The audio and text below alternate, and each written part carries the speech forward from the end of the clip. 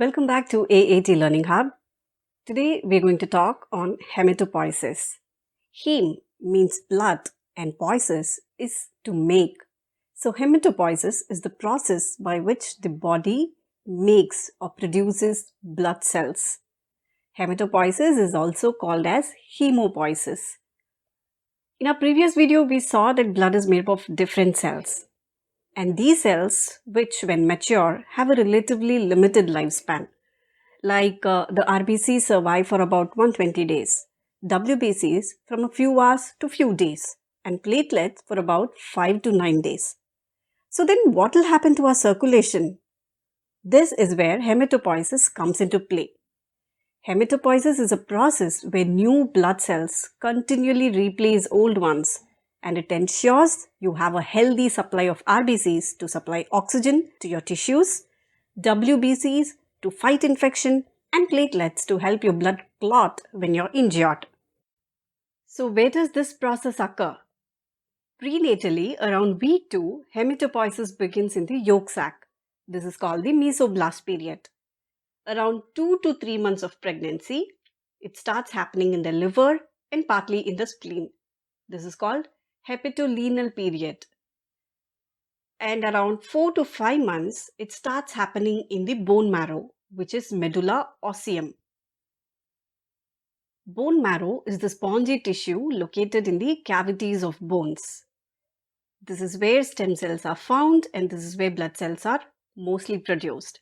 And when hematopoiesis occurs in the bone marrow, it's called medullary hematopoiesis. Less often, it takes place in other parts of your body, like the liver, spleen, and the thymus. When hematopoiesis occurs outside the bone marrow, it's called extramedullary hematopoiesis. After birth, most of the blood cell production happens in the bone marrow, particularly the red bone marrow. Red bone marrow, the medulla osseum rubra, are stem cells that produce RBCs, WBCs, and platelets. They are found in the axial skeleton, which is the sternum, ribs, pelvis, scapula, vertebral column, cranium, and in the long bones such as femur and humerus. If you want to learn more about the skeletal system, please click on the link provided in the description box. Now, the red bone marrow in most of the long bones are replaced by fat cells as you start aging. And this becomes the yellow bone marrow, which is medulla osseum flava. But when required, the yellow bone marrow can transform to red bone marrow to produce new cells. So what happens in hematopoiesis? Hematopoiesis begins with an originator cell common to all blood cell types. It's called the hematopoietic stem cell or the primitive cell. These cells are pluripotent, means they have the potential to develop into all types of blood cells. So first they will develop into a precursor cell or a blast cell, and then this precursor cell will again undergo several divisions and transformations before it will become a mature blood cell. So let's look at this in detail.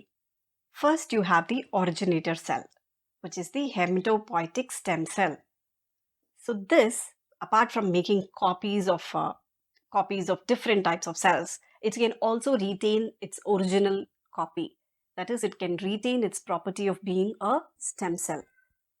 So now this gets differentiated into a myeloid progenitor cell and a lymphoid progenitor cell. These progenitor cells are also called by different names as common progenitor cell or common precursor cells or just precursor cells. First, let's see the lineage of lymphoid progenitor cell. The lymphoid progenitor cell can further become lymphoblast.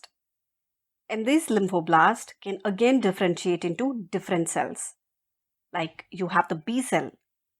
They mature in the bone marrow and then they will enter the bloodstream. From the bloodstream, as they enter the tissues, they'll become plasma. And plasma is what produces antibodies. Now this lymphoblast, apart from becoming a B cell, can also become a T cell. But T cells, unlike B cells, don't mature in the bone marrow or in the bloodstream. They'll enter the tissues especially the thymus, is where they mature and become T helper cells and T cytotoxic cells. Lymphoid progenitor cells can also differentiate into NK cells, which are the non-killer cells, and can also become immature dendritic cells. These dendritic cells, as they leave the bloodstream, will become mature dendritic cells. So this is the lineage of lymphoid precursor cells. Now let's move on to the myeloid. In myeloid, first the myeloid cell can become a proerythroblast. Proerythroblast will change to a erythroblast, and then it will become a reticulocyte. The reticulocyte will now leave the bone marrow and enter the bloodstream.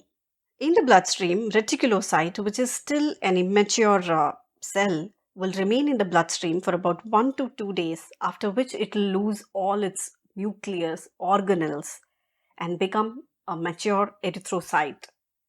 By losing the nucleus and the organelles, the cells have all the capacity to hold hemoglobin, which is the carrier of oxygen. Next, the myeloid cell can change into a myeloblast. Myeloblast will then form granulocytes. These granulocytes are the neutrophils, the eosinophils, and the basophils. Apart from this, it can become a monoblast, which will mature into a monocyte. This monocyte, as it leaves the bloodstream, can turn into a macrophage as well as dendritic cell. Lastly, the myeloid progenitor cell can also change to a megakaryocyte. Mega, as the name suggests, is huge. So this cell cannot enter the bloodstream. So what happens? It starts becoming fragments so that it can easily enter the bloodstream. And these fragments is called the platelets or the thrombocytes. Now, if you look at this whole process, production of erythrocyte through hematopoiesis is called erythropoiesis. The production of thrombocytes through hematopoiesis is called thrombopoiesis. And the production of white blood cells, which is leukocytes, through hematopoiesis is called leukopoiesis.